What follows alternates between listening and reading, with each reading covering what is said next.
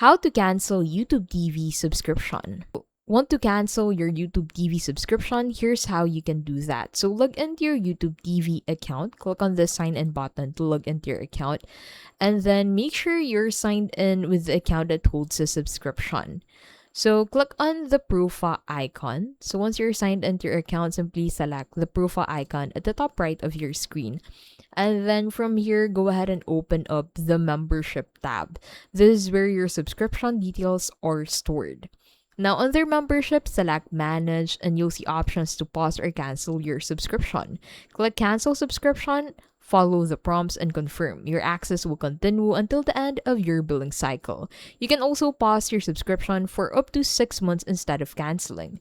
If you cancel, you'll need to resubscribe later to regain access. And that is how to cancel your YouTube TV subscription.